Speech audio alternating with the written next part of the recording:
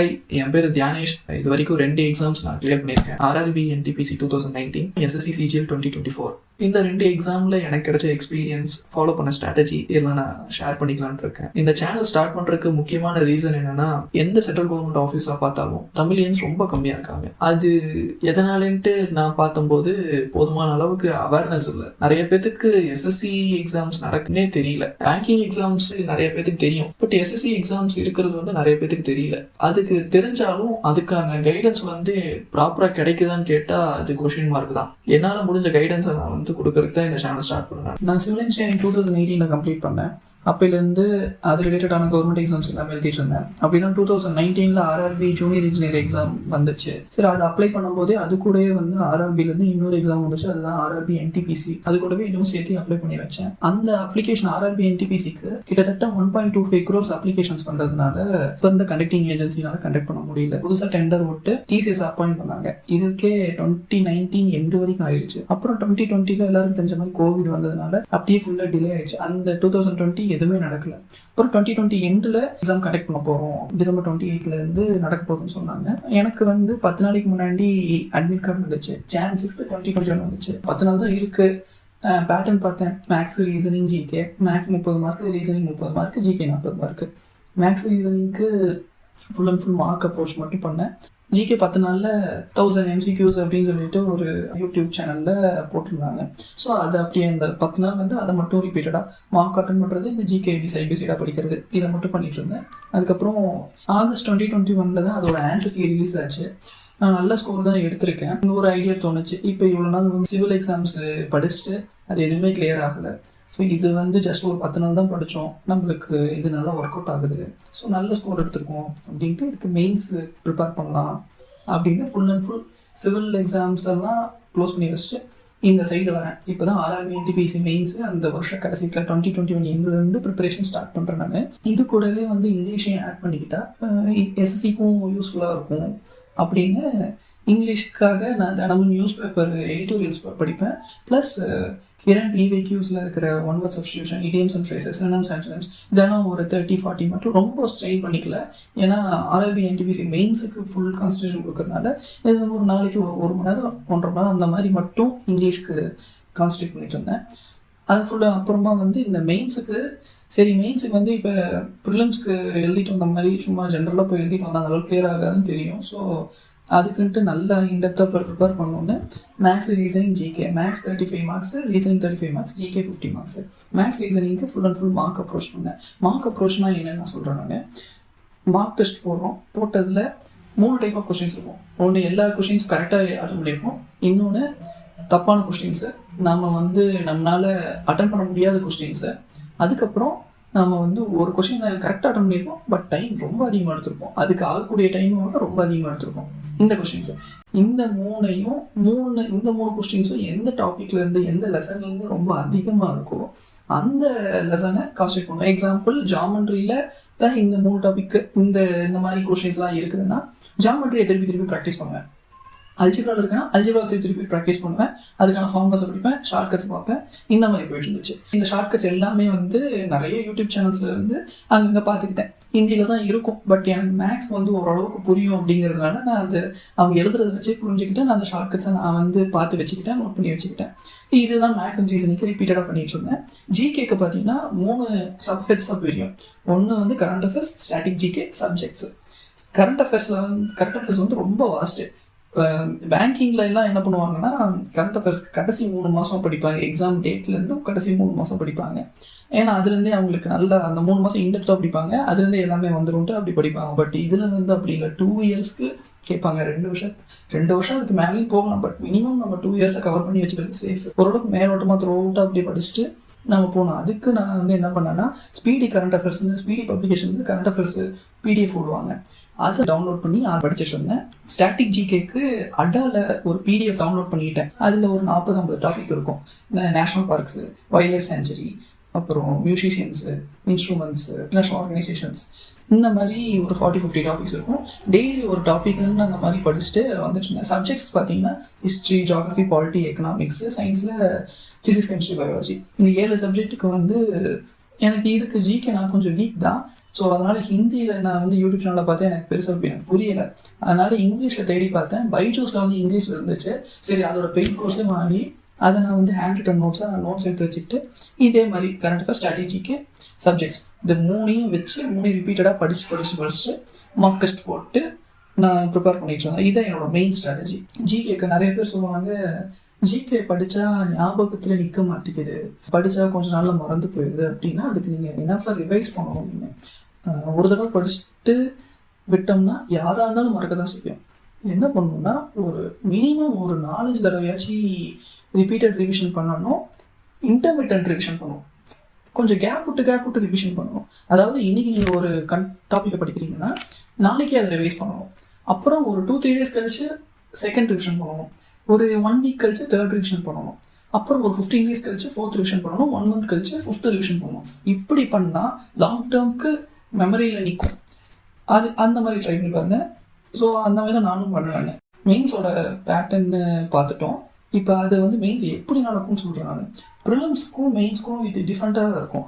ப்ரிலிம்ஸில் வந்து ஒரே exam என்டிபிசியில் level 2 level 6 வரைக்கும் 5 லெவல்ஸ் இருக்குது. 5 லெவலுக்கான போஸ்ட் எல்லாத்தையும் சேர்த்து ஒரே ப்ரிலிம்ஸாக நம்ம அட்டன் பண்ணுவோம். அதுக்கு வர ஸ்கோர் வச்சு நமக்கு எந்தெந்த லெவலுக்கு குவாலிஃபைடுன்னு அவங்க வந்து கட் ஆஃப் ரிலீஸ் பண்ணுவாங்க. அந்த லெவலில் குவாலிஃபை பண்ணியிருந்தோம்னா அந்த லெவல் எக்ஸாம்ஸ்க்கு மட்டும்தான் நம்ம எழுத முடியும். ஒவ்வொரு லெவலுக்கும் இண்டிவிஜுவலாக தனித்தனி மெயின்ஸ் எக்ஸாம் நடத்துவாங்க. ஸோ இந்த மாதிரி நடந்துச்சு. நான் லெவல் 5, லெவல் 3, லெவல் 2, லெவல் 6 இந்த 4 எக்ஸாம்ஸ்க்கு நான் குவாலிஃபை ஆயிருந்தேன். லெவல் 4 வந்து அந்த டைமில் சதர்ன் ரயில்வேல வேகன்சியே இல்லை. லெவல் 6க்கு எக்ஸாம் வந்து May 9, 2022 அனௌன்ஸ் பண்ணாங்க. லெவல் 5, லெவல் 3, லெவல் 2க்கு June 2022 16, 17, 18 நடந்துச்சு. அதுக்கப்புறம் ஆன்சர் கீ ரிலீஸ் பண்ணாங்க. ஸ்கில் டெஸ்ட்டுக்கெலாம் ப்ரிப்பேர் பண்ண ஆரம்பிச்சேன். சைக்கோமெட்ரிக் டெஸ்ட் ஸ்டேஷன் மாஸ்டருக்கு வரும். அப்புறம் டைப்பிங் டெஸ்ட் வந்து junior accounts assistant cum typist, senior clerk cum typist, junior clerk cum typist, accounts clerk cum typist இந்த 4 போஸ்ட்டுக்கும் டைப்பிங் டெஸ்ட் இருக்கும். எனக்கு சைக்கோமெட்ரிக் டெஸ்ட்டு, டைப்பிங் டெஸ்ட் இது ரெண்டுமே வந்து August 2022 நடந்துச்சு. அதுக்கப்புறம் டைப்பிங் டெஸ்ட்டோட ரிசல்ட் வந்து பார்த்திங்கன்னா October 2022 வந்துச்சு. கிளியர் பண்ணிட்டேன். அப்புறமா ஃபைனல் ரிசல்ட்டு November mid 2022 வந்துச்சு. எனக்கு finally junior accounts assistant cum typist post வந்து கிடச்சிது. அடுத்தடுத்து டிவி, மெடிக்கல் டெஸ்ட்டு அதெல்லாம் கம்ப்ளீட் பண்ணி Jan 27, 2023 போல் போய் நான் ஆஃபீஸில் ஜாயின் பண்ணிட்டேன். இதுதான் என்னோட ஆர்ஆர்பி என்டிபிசி ஸ்டோரி. இதுக்கடுத்து நான் எஸ்எஸ்சி சிஜிஎல்க்கு என்னென்ன பண்ணேன் அப்படிங்கிறதெல்லாம் நான் சொல்கிறேன். நான் எஸ்எஸ்சி சிஜிஎல் ஜேர்னி எப்போ ஸ்டார்ட் ஆச்சுன்னா ஆர்ஆர்பி மெயின்ஸ் டைம்லேயே இங்கிலீஷும் அடிஷ்னலாக ப்ரிப்பேர் பண்ண ஆரம்பிச்சிட்டேன். பட் ரொம்ப ஃபோர்ஸாக இறங்கல, லைட்டாக தினமும் கொஞ்சம் கொஞ்சமாக படிச்சுட்டு இருந்தேன். சிஜிஎல் 2021 அப்போ வந்து எப்போ நடந்துச்சுன்னா April 2022 நடந்துச்சு. அப்போது நான் ஆர்ஆர்பி மெயின்ஸில் இருந்ததுனால அதுக்கு ரொம்ப சீரியஸாக ப்ரிப்பேர் பண்ணேன். இப்போ நான் சொன்ன இந்த எடிட்டோரியல்ஸ், ரெக்கார்ட்ஸ் இதை மட்டும் படிச்சிருந்தேன். அப்புறம் ஆர்ஆர்பி மெயின்ஸ் ப்ரிப்பரேஷனில் இருந்தேன். இதை மட்டும் வச்சுட்டு போய் எக்ஸாம் அட்டன் பண்ணிட்டு வந்தேன். எனக்கு ஆன்சர் கீழே 111 வந்துச்சு 200க்கு.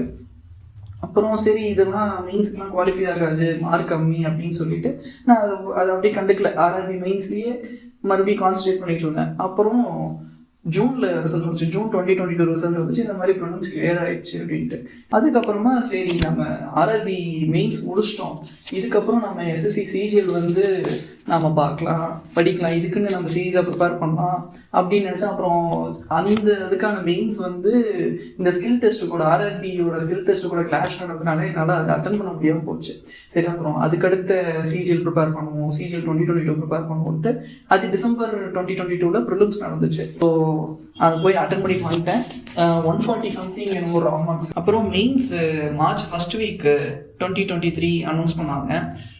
அந்த டைமில் கரெக்டாக நான் ஒர்க்கு ஜாயின் பண்ணதுனால என்னால் ரெண்டையுமே சைமல்டேனியஸாக என்னால் மேனேஜ் பண்ணுறது ரொம்ப கஷ்டமாக இருந்துச்சு. மார்க்ஸ் அப்ரோச் பழையபடி நான் என்னோட மார்க்ஸ் அப்ரோச் போயிட்டேன். வெறும் மார்க்ஸ் மட்டும் போட்டு பார்த்துட்டு இருந்தேன். நான் அப்படி போட்டு பார்த்து எனக்கு வந்து 281 எடுத்துட்டேன் 390க்கு. ஆன்சருக்கு ராங் மார்க் இது. கொஞ்சம் சாட்டிஸ்ஃபைடாக இருந்துச்சு. அப்புறம் ரிசல்ட் பார்த்ததுக்கப்புறம் ரொம்ப சாட்டிஸ்ஃபை ஆச்சு. ஏன்னா ஒரு 2-3 போஸ்ட்டுக்கு 283 தான் கட் ஆஃப். நல்ல கான்ஃபிடன்ஸ் வந்துச்சா நெக்ஸ்ட் சிஜில கண்டிப்பா அடிச்சிடலாம் அப்படின்னு நினைச்சேன். சிஜி 2023 கரெக்டா 3 மாசத்துலயே ப்ரிலிம்ஸ் வச்சிட்டாங்க. மெயின்ஸ் முடிஞ்சு 3 மாசத்துல ப்ரிலிம்ஸ் வச்சிட்டாங்க. அது நல்லா பண்ணிடலாம்னு நினைச்சேன். என்னை ஆஃபீஸ்ல ட்ரைனிங் அனுப்பிச்சு விட்டாங்க ஹைதராபாத்துக்கு. அங்க போனா கிளாஸஸ், அதுக்கு அங்க இருக்க எக்ஸாம்ஸ் இதெல்லாம் அட்டன் பண்ணி அதுக்கே அந்த 3 மாசம் ஓடிடுச்சு. அப்புறம் அதை முடிச்சுட்டு வெளில வரும்போது கரெக்டாக ப்ரிலிம்ஸ் சிஜிஎல் 2023 ப்ரிலிம்ஸ் வந்துச்சு. எதுவுமே சுத்தமாக ப்ரிப்பேர் பண்ணல, போய் எழுதிட்டு வந்தேன், குவாலிஃபை ஆகலை. அதுவும் கட் ஆஃப் ஒரு 2-3 மார்க்கில் போயிடுச்சு. பயங்கரமாக வெக்ஸ் ஆகிட்டேன், நான் ரொம்ப வெக்ஸ் ஆகிட்டேன். 2-3 மாதத்துக்கு மேலே நான் வந்து புக்கே தொடல. அப்புறமா சரி கொஞ்ச நாள் கழிச்சு ஒரு மோட்டிவேஷன் கொண்டு வந்து சிஜிஎல் 2024 கண்டிப்பாக அடிச்சிடணும், சிஜிஎல் அடிச்சிடணும் அப்படின்னு சொல்லிட்டு நல்லா ஸ்டார்ட் பண்ணேன். அதுக்குன்ட்டு டைம் டேபிள் போட்டு வச்சுக்கிட்டேன். Maths, reasoning, English, GK. சரி நம்ம ஃபுல் டைம் ஜாப்ல இருக்கோம், நம்மளுக்கு டைம் கிடைக்காது தான், அப்பப்போ தான் கிடைக்கும். கிடைக்கிற டைம் யூஸ் பண்ணிட்டு நம்ம பெஸ்ட்டை கொடுப்போம் அப்படின்ட்டு இறங்கிட்டேன். மேக்ஸ், ரீசனிங் நம்ம பழையபடி மார்க்ஸ் அப்ரோச். அதுக்கப்புறம் இங்கிலீஷ்க்கு 3 ஹெட்டாக இருந்தது, கிராமர், ஒகாபுலரி, காம்ப்ரிஹென்ஷன். கிராமருக்கு யூடியூப்பை பார்த்து பக்காவாக நோட்ஸ் எடுத்து வச்சுக்கிட்டேன். ஒகாபுலரிக்கு பிளாக் புக்கு, காம்ப்ரிஹென்ஷனுக்கு வந்து தினமும் எடிட்டோரியல்ஸு. இப்போ தினமும் ஒகாபுலரி எப்போ படிப்பேன்னா, காலையில் இருக்க பிரேக் டைமில் ஒரு 30-40 ஒகாபுலரி படிச்சிருவேன். ஈவினிங் இருக்க பிரேக் டைமில் ஒரு அந்த காலையில் படிச்சதை ரிவைஸ் பண்ணிடுவேன். ரிவைஸ் பண்ணாட்டி மறந்துடும். இதை நான் தினமும் பண்ணிட்டு வந்ததுனால ஒரு 6 மாதமாக தொடர்ந்து பண்ணிட்டு இருந்தேன். ஆட்டோமேட்டிக்காக எனக்கு இங்கிலீஷ் மார்க்ஸ்லாம் ஒகாபுலரிலாம் நல்லா வர ஆரம்பிச்சிருச்சு. அதுக்கப்புறம் காம்ப்ரிஹென்ஷனு தினமும் எடிட்டோரியல்ஸ் படிச்சுட்டு இருக்கேன்னா, கிராமருக்கு யூடியூப் நோட்ஸு, இது எல்லாமே வந்து லஞ்ச் டைமில் பண்ணிடுவேன். இந்த காம்ப்ரிஹென்ஷனுக்கு எடிட்டோரியல்ஸ்க்கு படிக்கிறது, கிராமருக்கு யூடியூப் பார்த்து நோட்ஸ் எடுக்கிறது, இதெல்லாமே லஞ்ச் டைமில் பண்ணிடுவேன். ஜிகே வந்து மார்னிங்கு ஈவினிங்கு நான் ஆஃபீஸ் போகிறது வர்றது 1 hour ஆகும், ட்ரெயினில் போயிட்டு வருவேன். அந்த டைமில் வந்து பர்மர் எஸ்எஸ்சி சேனல்லேருந்து பிவிக்யூ சீரீஸ் லெக்சர்ஸ் இருக்கும், அதை பார்த்து அதை அப்படியே வீடியோஸ் பார்ப்பேன். அப்புறம் அவங்களே வந்து நோட்ஸ் கொடுத்துருப்பாங்க, பிடிஎஃப்ஸ் கொடுத்துருப்பாங்க அவங்க டெலிகிராம் சேனலில், அதை பார்த்து ரிவைஸ் பண்ணிப்பேன். அப்புறம் 1 shot வீடியோஸ் கொடுத்துருப்பாங்க, அதையும் நான் படிப்பேன். இதுதான் ஜிகேக்கு நான் பண்ணது. இதை மட்டும் பண்ணிட்டு வீக்கெண்டில் வந்து மார்க் டெஸ்ட் போட்டுருவேன். லைவ் டெஸ்ட் வரும், ஆலி போர்டு, ஆர்பிஇ, டெஸ்ட் புக்கு, இந்த வெப்சைட்ல ஃப்ரீ லைவ் டெஸ்ட் வரும். ஃப்ரீ லைவ் டெஸ்ட்டை மட்டும் போட்டுட்டே இருந்து எக்ஸாம் பக்கத்தில் வரும்போது, ப்ரிலிம்ஸ் எக்ஸாம் பக்கத்தில் வரும்போது ஆலி போர்டோட சப்ஸ்கிரிப்ஷன் வாங்கி வச்சுக்கிட்டேன். நான் எக்ஸாம் ப்ரிலிம்ஸ் எக்ஸாம் அட்டன் பண்ணிட்டு வரேன். 146 வந்துருச்சு. நான் மெயின்ஸுக்கு ப்ரிப்பேர் பண்ண ஆரம்பித்தேன். கொஞ்ச நாளையே ப்ரிலிம்ஸ் ரிசல்ட் வந்துருச்சு. 150.29 ஸ்கோர் கார்டு இருந்துச்சு. நான் கிளியர் பண்ணிட்டேன், மெயின்ஸுக்கு போயிட்டேன். சிஜிஎல் மெயின்ஸ்க்கு என்னோட ப்ரிப்பரேஷன் எப்படி இருந்துச்சுன்னா, மார்க்ஸ் தான் எவ்வளோ அதிகமாக கொடுக்க முடியுமோ கொடுத்துட்டு இருந்தேன். வீக்கெண்டில் லைவ் மார்க்ஸ் வரும், ஆலிவ் போர்டு, ஆர்பிஇ, டெஸ்ட் புக், இதெல்லாம் லைவ் மார்க்ஸ் வரும், அதை அட்டன் பண்ணிட்டு இருந்தேன். வீக் டேஸில் 2 days once olive board subscription நான் வாங்கியிருந்தேன். அந்த டெஸ்ட்லாம் நான் போட்டுட்டு இருந்தேன். நான் ஸ்டார்டிங்கில் 250s 260ஸ்லேயே தான் ஸ்கோர் நின்றுட்டு இருந்துச்சு. நம்ம லாஸ்ட் மெயின்ஸ்லேயே 283 எடுத்திருந்தோம். ஸோ இதில் அது கூட வரல அப்படின்னு சொல்லிட்டு லைட்டாக அப்செட் ஆச்சு. அப்புறமா தான் எதனால மார்க் போகுதுங்கிறத வந்து அனலைஸ் பண்ண ஆரம்பித்தேன். ஃபஸ்ட்டு செக்ஷனில் வந்து டைம் கரெக்டாக மேனேஜ் பண்ண முடியல, அது ஒரு மிஸ்டேக்கு. அப்புறம் செகண்ட் செக்ஷனில் இங்கிலீஷில் நிறைய எரர்ஸ் பண்ண ஆரம்பிச்சிட்டேன். பர்டிகுலராக வந்து பார்த்தீங்கன்னா காம்ப்ரிஹென்ஷன்லேயும் பிக்யூஆர்எஸ் இந்த டாபிக்ஸ்லேயும் தான் அதிக எரர்ஸ் பண்ண ஆரம்பித்தேன். கிராமரில் ஓரளவுக்கு வந்துட்டு இருந்துச்சு. ஸோ இப்போ ஃபஸ்ட்டு செக்ஷன் கரெக்ட் பண்ணுறதுக்கு நான் பண்ணது மார்க் அப்ரோச்சு. நம்ம ரொம்ப நல்லா பண்ணிகிட்டு இருக்க அதே மார்க் அப்ரோச்சு இங்கே அப்படியே டிட்டோவாக பண்ணிகிட்டு இருந்தேன். அப்புறம் செகண்ட் செக்ஷனில் இங்கிலீஷ்க்கு எவ்வளோ அதிகமாக கொஸ்டின்ஸ் ப்ராக்டிஸ் பண்ண முடியுமோ ஒரு நாளைக்கு 10 to 15 பிக்யூஆர்எஸ்ஸு, அப்புறம் ஒரு 5 to 10 காம்ப்ரிஹென்ஷன் பேராகிராஃப்ஸு, கிளாஸ் டெஸ்ட்டு, இந்த மாதிரிலாம் நான் ப்ராக்டிஸ் பண்ணிக்கிட்டே இருந்தேன். பர்டிகுலராக அமன் சார் இங்கிலீஷ்னு ஒரு யூடியூப் சேனலு, அந்த சேனலில் நிறைய டிப்ஸு ட்ரிக்ஸ் எல்லாம் சொல்லுவார். பிக்யூஆர்எஸ்க்கு எப்படி அப்ரோச் பண்ணுறது, காம்ப்ரிஹென்ஷன் எப்படி அப்ரோச் பண்ணுறது, தினமும் ப்ராக்டிஸ் பண்ணிட்டு வந்துட்டு இருந்தேன். அப்புறமா எக்ஸாமுக்கு ஒரு 1 week 10 days பிஃபோர் தான் எப்படியோ 300 கொஞ்சம் கொஞ்சமாக அப்படியே இன்க்ரீஸ் ஆகி 300 டச் பண்ணியாச்சு. எக்ஸாம் அட்டன் பண்ணேன். Jan 18th 2025 அட்டன் பண்ணிட்டு வந்துட்டு 2 நாள்லேயே ஆன்சர் கீ ரிலீஸ் பண்ணிட்டாங்க. அப்படியே 320 வந்துட்டேன். 160 ஃபர்ஸ்ட் செக்ஷன் 160, செகண்ட் செக்ஷனில் 160. செகண்ட் செக்ஷனில் இங்கிலீஷில் தான் நல்ல மார்க் ஏற்றி விட்டுருச்சு. 135க்கு 132 எடுத்துட்டேன். அப்படியே 100% அக்யூரசி. 44 கொஸ்டின்ஸ் போட்டேன், 44 கொஸ்டின்ஸும் கரெக்டு. கொஞ்ச நாளில் போஸ்ட் ப்ரிஃபரன்ஸ் ஃபார்ம் ரிலீஸ் ஆச்சு. நான் level 7 போஸ்ட் மட்டும்தான் நான் வந்து போஸ்ட் ப்ரிஃபரன்ஸில் கொடுத்தேன், வேறு எதுவும் தரல. ஏன்னா ஆல்ரெடி நான் level 5 போஸ்ட்டில் இருக்கிறனால இந்த போஸ்ட்டை மட்டும்தான் கொடுத்தேன். அப்புறமா ரிசல்ட் வந்துச்சு. level 7 போஸ்ட் எதுவுமே கிடைக்கல. பட் வந்து level 5ல் 2 போஸ்ட்டு, level 4ல் 2 போஸ்ட்டு, அப்பர் டிவிஷனல் கிளர்க்கு 2 மினிஸ்ட்ரியில், டேக்ஸ் அசிஸ்டன்ட், போஸ்டல் அசிஸ்டன்ட், இந்த 4 போஸ்ட்டுக்கு கிளியர் ஆகிருந்துச்சு என்னோட ஸ்கோர் கார்டில் வந்து ஸ்கோர் பார்த்தா நான் டிஸ்பிளே பண்ணுறேன். 338.8 வந்துச்சு. Out of 390 338.8. ஃபர்ஸ்ட் செக்ஷனில் 169.45, செகண்ட் செக்ஷனில் 169.378. இந்த ஸ்ட்ராட்டஜி வந்து ஒர்க் அவுட் ஆகுதுங்கிறத கண்டுபிடிச்சிட்டேன். இதையே ஃபாலோ பண்ணுவோம் அப்படின்னு நெக்ஸ்ட் சிஜிஎலுக்கு அப்படியே டிட்டோ இதே ஸ்ட்ராட்டஜி, வேறு எதுவுமே சேஞ்ச் பண்ணல. அதிகமாக ரிவைஸ் பண்ணிக்கிட்டே இருந்தேன், ப்ளஸ் மார்க்ஸ் போட்டுக்கிட்டே இருந்தேன். பட் ஆனால் என் மெயின் கோர் ஸ்ட்ராட்டஜி நான் சேஞ்ச் பண்ணல. அப்புறம் 2025 சிஜிஎல் ப்ரிலிம்ஸ் வந்து 156 ரா மார்க்ஸ் வந்துருந்துச்சு. அதுக்கப்புறமா மீன்ஸ் அட்டன் பண்ணேன். மீன்ஸில் 323 ரா மார்க்ஸ் வந்துருந்துச்சு. இவ்வளோதான் என்னோட சிஜிஎல் ஜேர்னி. இதுதான். ஓகே, வீடியோவோட எண்டுக்கு வந்துட்டோம். எல்லாத்துக்கும் ரொம்ப தேங்க்ஸ் இவ்வளோ நேரம் பேஷண்ட்டாக என்னோடய ஸ்டோரியை கேட்டுட்டு இருந்ததுக்கு.